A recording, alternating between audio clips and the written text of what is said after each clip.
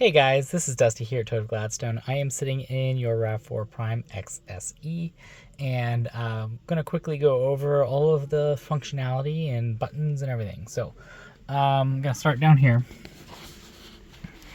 The leftmost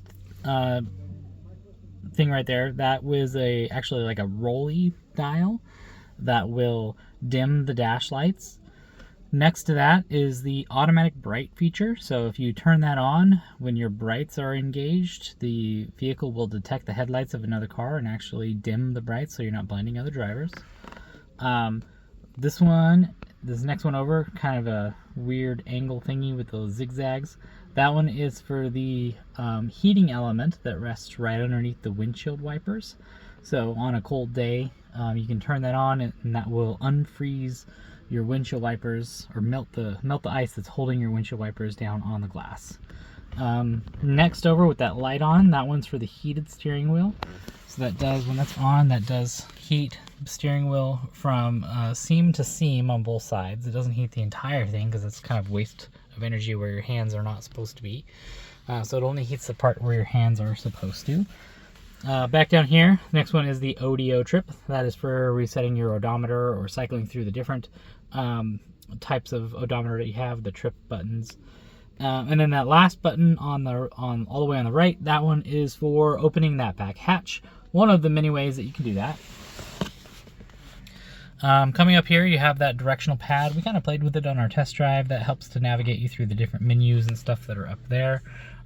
So if you push through all the different buttons, and you can find all kinds of helpful information that will be displayed right there. You can change what it is. This return arrow, as you can see, there's a light that keeps blinking up that has that same symbol as that right there. If you press that button, it makes those kinds of menus go away. Or if you're deep into one of the menu settings up here, you can actually press that to go back. The next one's the phone button. When you get a phone call and you're connected with Bluetooth or physically connected, either way, you can answer your phone calls right there with that button. You'll also see a button up here, a digital button that you can press to answer the phone calls, or you can answer them on your phone just like you normally do anyway. Down here, this is for adjusting volume. So it adjusts the volume of your phone calls or your music, whichever audio is coming through the speakers at the moment. And then the next button right there is for voice commands. So you can hit that button and tell the Toyota many different commands to help you, navigate easier without having to look away from the road. If you long hold that button, it will do the Siri or the Android Auto, whichever one you are connected with. It'll do the voice commands for that by long holding. If you just quickly press it, it does the Toyota's version of those features. Moving over here, again, we kind of talked about this before. This is the settings, all your cruise control settings and your lane detection settings. So to enable cruise control, you'll press this button right here. That turns it on. Once you get to the speed you want, you'll hit set to set the button. If you want to adjust the speed down, you can press it down. If you want to adjust it up, you can press it up. If you touch the brake, that will pause this cruise control. You can press this resume button, RES. That will resume whatever speed you had programmed before. However, this is adaptive cruise control. So when it detects the vehicle in front of you, it will slow you down to maintain a safe distance behind them. This button right here adjusts that following distance. So there's a long, a medium, and a short. And then this last button down here, this one is for turning on and off the lane detection feature. So you have lane detection and lane assist in this car, so it will actually correct the steering if you start to drift. And then if you get too far out of the lane, it'll actually beep to let you know that you're drifting out of your lane. This is for the mode button right there. It's for changing the different sources for the audio. So you can switch between Bluetooth, AM, FM, Sirius radio, all those different sources right there. And then those double arrow buttons toggle either way for adjusting stations if you're listening to the radio, or skipping songs if you're listening to your like Pandora or whatever streaming service. And then if you are on radio stations, it just switches between the different stations. So a lot of functionality out of those little buttons right there. Next, I've got some stuff down here. We'll start With this, we got the two knobs on both sides, dual temperature control, so we roll those knobs left to right to adjust the temperature. We got a row of buttons right here. This is all environmental controls. I'm not going to go over all of these too much, just the ones that maybe are a little bit interesting. So big fan and little fan button in the middle. Those big fan for more air, little fan for less air. This one toggles through all of the different settings. Right now it's blowing at the windshield and the feet, but you can toggle through all the different ones. This button over here all the way on the right is kind of a little bit mysterious to people. What that does is if you turn that on, it'll detect which seats have occupants, and it will turn off the air for the seats that don't. So that way you're not heating up the parts of the car where there is no bodies. Down here, this is for traction control. What traction control does is it adjusts, it takes power away from a wheel that is spinning and not having any traction and moves it to the wheels that are gripping. Turning that off often is going to get you in trouble more often than it's going to be helpful. The only explanation I've ever had is sometimes if you are stuck, turning that off is a good way to maybe get unstuck, or if you're doing some off-roading maybe. But for the most part, stay away from that button. Please don't push it. I don't want you to lose control. If you really want to go spin donuts in a parking lot, that's the button you're going to want to push. But other than that, I wouldn't use that. We have the driver's side, left and right, heated seats. So there's two settings on those, the high and the low. And then the middle position is neutral for off. Down here we do have this wireless charging pad. If you press that power button, that green light will go off all the way, and that means that it won't charge if you put something there. If it's green like it is right now, that means it's ready to charge, and if you toss your phone on there and your phone has wireless charging capabilities, that light will light up amber to let you know that it's detecting a phone and charging it.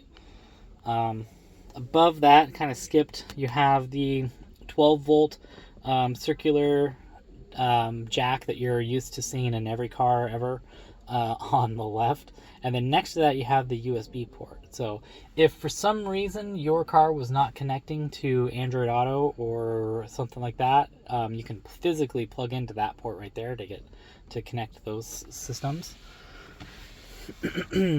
Right here we've got the parking brake and the hold button. I like that they pair these buttons in this car. The parking brake, you don't have to do anything with it, but if you choose to, you can press that down to disengage the parking brake or pull it up to re-engage the parking brake. However, with Toyota, it automatically does that when you put the car into park. Automatically engages. When you put it into drive or reverse, it automatically disengages that parking brake. The hold button is associated with the brakes. Whenever that's on, when you come to a complete stop, the vehicle will keep the brakes applied until your foot comes off of the gas pedal. So you can completely release the brake and the brakes will stay applied and you won't roll forward. So helpful if you're stopped on a hill or if you're in stop and go traffic or maybe a line for fast food. You're not having to shift back and forth from park to drive. You can just press that hold button and the vehicle will hold the brakes for you. Right here we have two buttons that are tied together again. This is the auto EV HV button and then the the HV EV charge hold button. So basically if you hit that auto EV HV button, that's telling the car to make its own decisions on when to run in hybrid mode versus all electric mode. So the car will do what it thinks is best to try to maximize that fuel economy and run most efficiently. I would say the vast majority of people probably just hit that button and leave it. However, the car can't anticipate what's coming up. It only knows what data is happening right now. So maybe you see that there's a hill you're about to climb and you want to switch it over to HV so that you have a little bit more power to get up that hill. And then once you are at the crest of that hill, you want to switch it over to EV so you can maximize the amount of charging that you're going to get. So that's what you would use this other button for, is when you want to force the car to stay in one of those modes to benefit you because you can anticipate what's coming up, whereas the car can only react to what's happening to it right now. Next, we've got this Eco and Sport and Push for Normal knob. This one will, if you roll it over to the Eco mode, which is what it is right now, you can tell because that button is green. That will cut as many corners as it can to try to run as fuel efficiently as possible. For example, you can only get 90% out of the throttle. It actually turns on that button right there that doesn't allow the car to heat places where there aren't any passengers.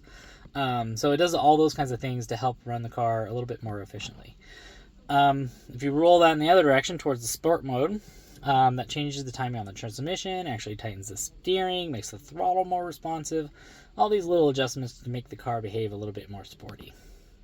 And then obviously the in-between is the normal mode, which you press that button on the top to switch to normal. Right in here we've got trail. This is kind of like putting the car in four-wheel drive. This is not a four-wheel drive vehicle, it's an all-wheel drive vehicle, and those are two very different systems. But what this car does is it's constantly moving the power to the wheels all around all the time, depending on the needs of the vehicle, trying to be as efficient as possible. So, for example, at freeway speeds, you're primarily going to be running off of the running power to the front tires because it's more efficient to run that way. It's kind of wasteful to have power to all four tires at 60, 70, 80 miles an hour. But if you press this button, that will keep power a little bit more evenly distributed. It changes the sensitivity of different sensors, the settings for when things are going to happen, basically trying to heighten the reaction time for the car in a non-dry pavement situation. So if it snows or if you're off-road, hit that button, you're going to have a little bit better performance out of the vehicle under those conditions. Coming up here, I don't know if you can see, maybe if I turn this light off. There we go, that helps. We have the open and close button for the roof. The SOS button for if you're ever in trouble, you can press that button. It can help you. They can get help on their way to it. You'll connect with a live person to help you out. And it also pings your GPS location to them so they'll know where you are. They can help you get with anything. I mean, it could be just a tire change to a car accident. And then over here on this side, we've got the tilt up and down button for the sunroof also. So there's two sunroof controls there. And then this is all the normal stuff. I like how this has become a button rather than a little toggle switch in the older vehicles. I have this turned to door right now. This means that it's off. So if the door is open, the lights don't come on. But when it's depressed like this, the lights will come on when the door is open. And then these other controls are just for turning on the various lights. So the driver's side, passenger side, both of them.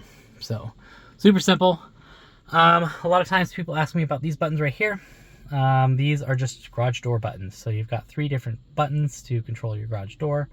And then this right here is a power button for turning off the functionality of the mirror. Right now, it's a power mirror. If somebody's headlights hit this mirror, it automatically dims so that you're not being blinded by other drivers. So super nice. Turning that power on and off stops it from doing that. Let's see. Over here. This is for controlling your mirrors and making those adjustments. Press the left button to press that, and then that directional pad will adjust the mirrors around, adjust the left mirror when the left side is depressed. Pretty basic stuff. Window lock right there, and then door locks on the right. Controls for rolling up and down the windows.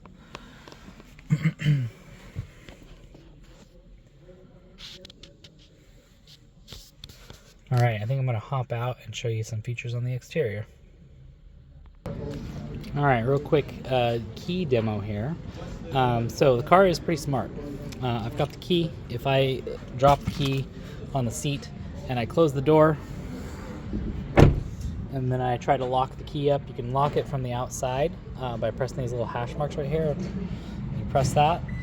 This long beep tells me something's wrong. Either the key's in the car or a door is open, whatever, something's not right, car's not ready for you, lock it up and walk away. But if I grab the key and close the door, and then I'm not hitting any buttons on here, I'm just gonna press the little button right there, locks up the car. And then you walk away, you go into the store, you come back, you're ready to go. Again, I'm not pushing any buttons on this, I'm just gonna put my hand behind this right here, unlocks the car, and you can hop in. There is a physical key inside of this. There's a little release right here. If you press this release back, a physical key comes out. That will get you into the driver door. There's a keyhole. This is the only keyhole on the exterior of the car that will get you into the car. Now that would happen if the battery was dead in this, or if the battery was dead in the car. That's how you're going to be able to access the car.